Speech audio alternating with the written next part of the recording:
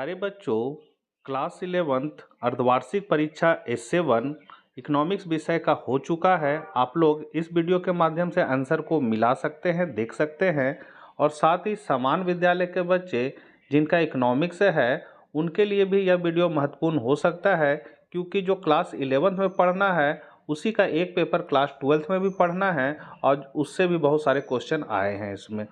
तो जो बच्चे एग्ज़ाम लिख चुके हैं वो आंसर को देख सकते हैं।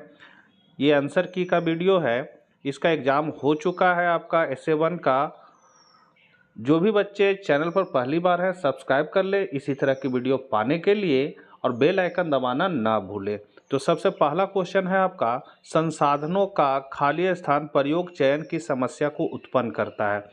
तो संसाधनों का यहाँ हो जाएगा वैकल्पिक प्रयोग चयन की समस्या को उत्पन्न करता है। संसाधनों का वैकल्पिक प्रयोग चयन की समस्या उत्पन्न करता है। जैसे आपके पास मुद्रा है, मुद्रा का बहुत सारा प्रयोग है। हम लोग किताब खरीद सकते हैं, नाश्ता कर सकते हैं या फिर एक ड्रेस सिला सकते हैं। तो मुद्रा के बहुत सारे काम है और इस मुद्रा से हम लोग कौन काम को करेंगे तो हमारे सामने एक समस्या उत्पन्न हो जाती है कि मेरे लिए कौन जरूरी है, किताब खरीदना, नाश्ता करना या फिर कपड़ा खरीदना। तो यही समस्या जो है वो मेरे सामने उत्पन्न होती है, इसीलिए जो पहला का आंसर हो जाएगा वो सी हो जाएगा वैकल्पिक। दूसरा क्वेश्चन है, समानता मुद्रास्फीति के परिकलन में प्रयोग किया जाता है। तो इसमें हम लोग प्रयोग करते हैं उपभोक्ता कीमत सूचकांक को।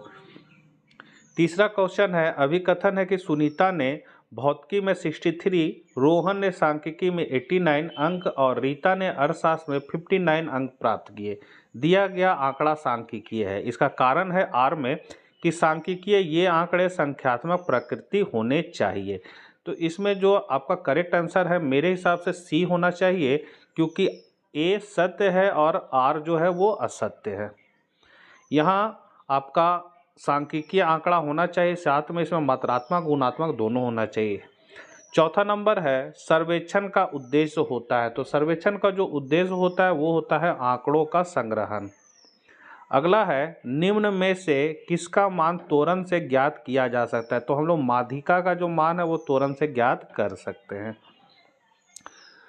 परिष्कृत आंकड़ों को व्यवस्थित कैसे कर सकते हैं, तो किस तरह हम लोग कर सकते हैं, तो वो कर सकते हैं वर्गीकरण के द्वारा। सातवां है, निम्नलिखित में से कौन सा कथन दुर्लभता वास्तविक अर्थ है। तो इसमें दुर्लभता है, ये आपको क्लास 12th में भी पढ़ना है इकोनॉमिक्स के बच्चों को। तो इसका करेक्ट आंसर जो हो जाएगा वो हो जाएगा संसाधनों में कमी होती है। अगला क्वेश्चन है, निम्नलिखित में कौन सा कथन आदर्श प्रकृति का है। तो आदर्श प्रकृति का जो कथन है वो है आपका, सरकार को शिक्षा पर व्यय बढ़ाना चाहिए। ये आदर्श प्रकृति का कथन है। नौवां है, उत्पादन संभावना वक्र के बारे में निम्नलिखित में कौन सा कथन सत्य है। तो उत्पादन संभावना वक्र के लिए कथन है आपका, यहाँ पर मेरे हिसाब से आंसर हो जाएगा बी इसका, कि यदि कोई बिंदु उत्पादन संभावना वक्र के अंदर आता है तो यह इंगित करता है कि साधनों का कम प्रयोग किया गया है। 10वां नंबर क्वेश्चन है, अर्थव्यवस्था को परिभाषित कीजिए। तो अर्थव्यवस्था का अर्थ है वस्तुओं और सेवाओं के उत्पादन, वितरण और उपभोग से संबंधित गतिविधियों का समुच्चय, जिसके माध्यम से किसी समाज की आर्थिक आवश्यकताएं पूरी होती है। इसका परिभाषा है कि अर्थव्यवस्था उत्पादन, वितरण, व्यापार एवं उपभोग से संबंधित गतिविधियों का वह समुच्चय है जिसके माध्यम से समाज की आर्थिक आवश्यकताओं की पूर्ति होती है। मतलब अर्थव्यवस्था में ही उत्पादन, वितरण, व्यापार, उपभोग सारे काम होते हैं और एक दूसरे का जो है आवश्यकता की पूर्ति भी होती है। तो ये अर्थव्यवस्था कहलाता है। अर्थव्यवस्था वह सामाजिक व्यवस्था है जिसके अंतर्गत एक देश या क्षेत्र में वस्तुओं और सेवाओं के उत्पादन, वितरण और उपभोग की प्रक्रियाएं संचालित होती है।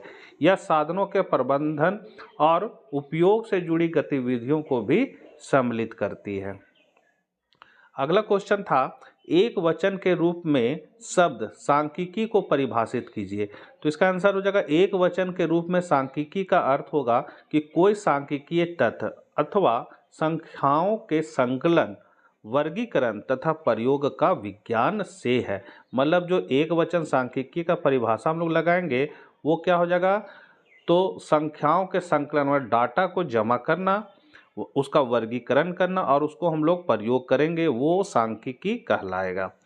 अगला क्वेश्चन है प्राथमिक आंकड़े क्या है? तो वह आंकड़े जो अनुसंधान की प्रक्रिया में शुरू से अंत तक नए सिरे से एकत्र किए जाते हैं प्राथमिक आंकड़े या प्राथमिक समंक कहलाते हैं।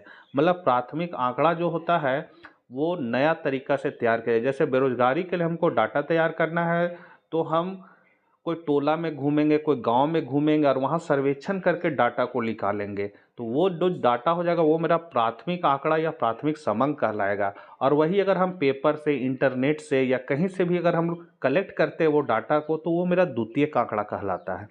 अगला क्वेश्चन है दुर्लभता को परिभाषित कीजिए। तो आवश्यकताओं को संतुष्ट करने वाले अधिकतर वस्तुएं तथा सेवाएं सीमित या दुर्लभ होती है।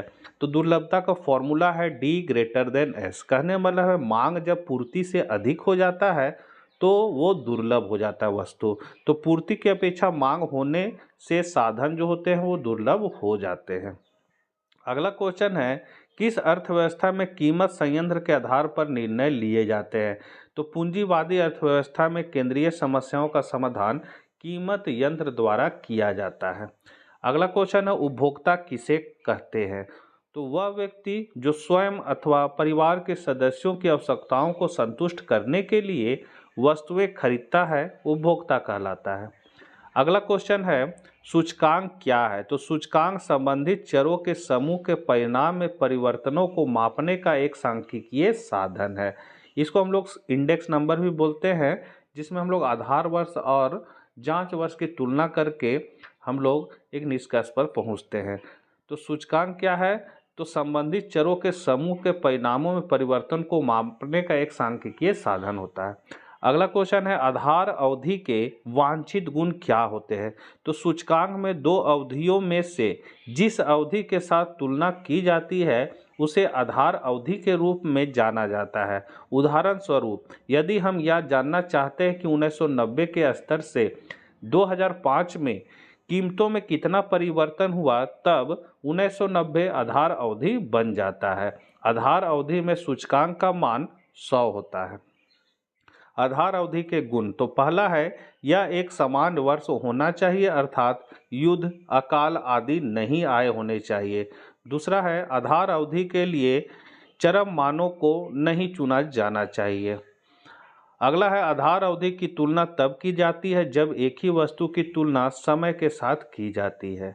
अगला पॉइंट है आधार अवधि वर्तमान अवधि से बहुत ज़्यादा दूर का समय नहीं होना चाहिए। मतलब बहुत यहाँ लिखा गया है, यहाँ पर आपका होगा वर्तमान अवधि से बहुत ज़्यादा दूर का समय नहीं होना चाहिए। जैसे 1993 और 2005 के बीच, 1960 और 2005 के बीच की तुलना में अधिक सार्थक होती है। फिर किसी भी सूचकांक के आधार वर्ष को नियमित रूप से अद्यतन किया जाता है, क्योंकि बहुत अधिक दूरी के आधार वर्ष की टोकरी के बहुत से मर्द विलुप्त हो जाते हैं। अगला क्वेश्चन निम्नलिखित आवृत्ति से एक आयत चित्र का निर्माण कीजिए। तो यहाँ टेबल दिया गया, अंक में दिया गया है 0 से 10, 10 से 20, 20 से 30, 30 से 40, 40 से 50 और छात्रों की संख्या दिया गया है 0 से 10 में 15, 10 से 20 में 30, 30 से 40 में 58, 30 से 40 में इतना। मतलब ये आपका टेबल दिया हुआ है, तो हम लोग इसका आयत चित्र बनाएंगे।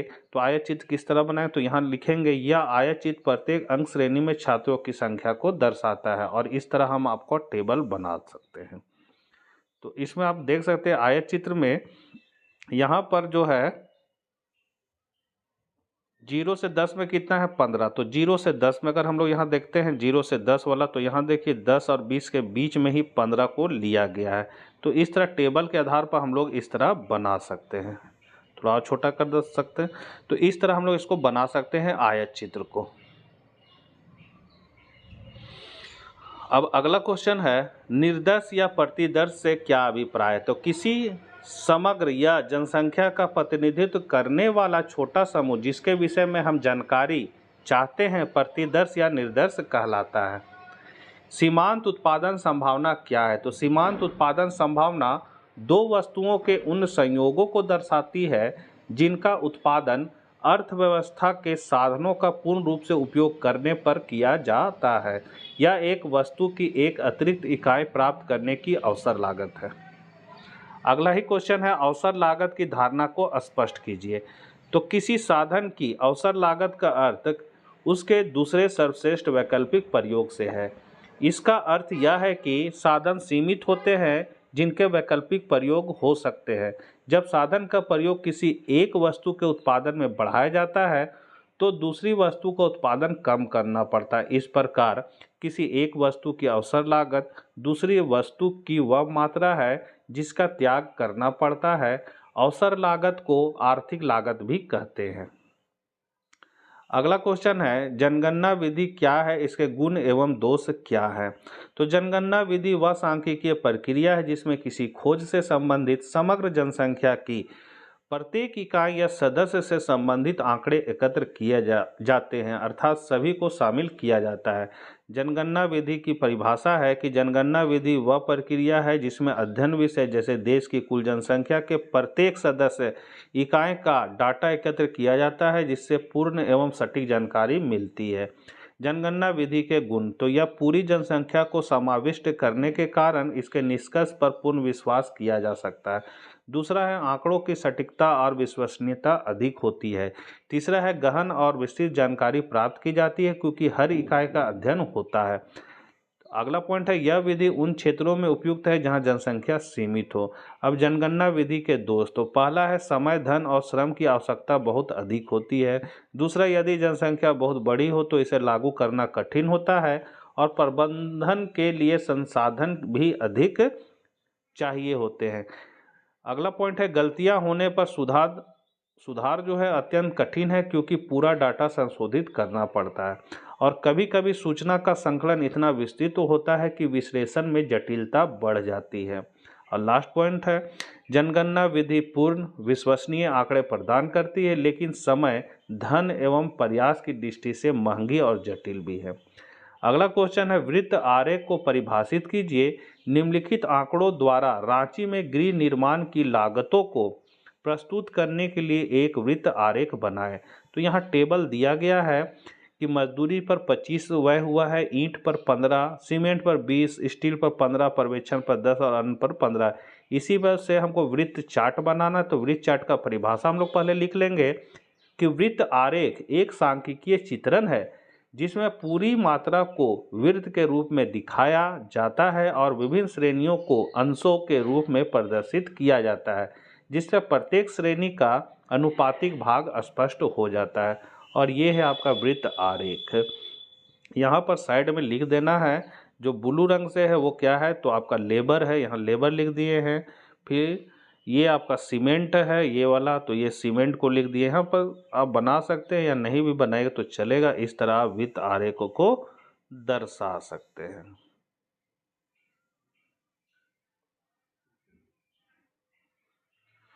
अब अगला क्वेश्चन है, व्यष्टि अर्थशास्त्र और समष्टि अर्थशास्त्र में अंतर बताइए। ये 12th क्लास में भी पढ़ना है समान विद्यालय में और इम्पोर्टेंट भी है उनके लिए। तो व्यष्टि अर्थशास्त्र, इधर है समष्टि अर्थशास्त्र। तो व्यष्टि अर्थशास्त्र में इसमें व्यक्तिगत आर्थिक इकाइयों जैसे एक फर्म, एक उपभोक्ता आदि की समस्याओं का अध्ययन होता है, जबकि समष्टि अर्थशास्त्र में पूरी अर्थव्यवस्था को एक इकाई मानकर इसकी आर्थिक समस्याओं का अध्ययन किया जाता है। दूसरा पॉइंट है, व्यष्टि को हम लोग माइक्रोस कहा गया है। माइक्रो शब्द ग्रीक शब्द माइक्रेस से बना है जिसका अर्थ होता है छोटा या सूक्ष्म, जबकि समष्टि अर्थशास्त्र जो है वो अंग्रेजी भाषा के मैक्रो शब्द मतलब मैक्रो शब्द जो है वो ग्रीक शब्द मैक्रोस से बना है जिसका अर्थ विशाल अथवा व्यापक होता है। व्यष्टि का मुख्य उपदेश संसाधनों के सर्वोत्तम बंटवारे से होता है, जबकि समष्टि का मुख्य उपदेश संसाधनों के पूर्ण रोजगार व विकास से होता है। इसकी मुख्य समस्या कीमत निर्धारण है, जबकि समष्टि की मुख्य समस्या आय एवं रोजगार का निर्धारण है। इसका मुख्य उपकरण मांग व पूर्ति है, जबकि इसका मुख्य उपकरण समग्र मांग और समग्र पूर्ति है। व्यष्टि अर्थशास्त्र की अवधारणा को समझना सरल होता है, जबकि समष्टि अर्थशास्त्र की अवधारणा को समझना कठिन होता है। व्यष्टि अर्थशास्त्र में आवंटन बहुत जरूरी काम होता है, इसमें आवंटन को स्थिर माना जाता है। अगला है, अर्थव्यवस्था में केंद्रीय समस्याओं की विवेचना कीजिए। तो पहला है, साधनों से किन वस्तुओं का तथा कितनी कितनी मात्रा में उत्पादन किया जाता है, साधनों के आवंटन की समस्या। दूसरा है, वस्तुओं का उत्पादन कैसे किया जाए, उत्पादन तकनीकों के चुनाव की समस्या। फिर समाज में वस्तुओं का वितरण किस प्रकार हो, राष्ट्रीय उत्पादन के वितरण की समस्या। अगला पॉइंट है, क्या साधनों का कुशलता से प्रयोग हो रहा है, कल्याण अधिकतम करने की समस्या। फिर अगला पॉइंट है, क्या समस्त उपलब्ध साधनों का पूर्ण रूप से उत्पादन के लिए प्रयोग हो रहा है, साधनों के पूर्ण प्रयोग अथवा रोजगार की समस्या। और लास्ट पॉइंट है, क्या अर्थव्यवस्था की उत्पादन क्षमता तथा राष्ट्रीय आय में वृद्धि हो रही है, आर्थिक विकास की समस्या। तो ये आपके क्लास 11th S7 मतलब अर्धवार्षिक परीक्षा में आए हुए प्रश्नों के उत्तर हैं। आशा करते हैं वीडियो आपके लिए उपयोगी साबित होगा। मिलते हैं हम लोग नेक्स्ट वीडियो के साथ। जय हिंद, जय भारत।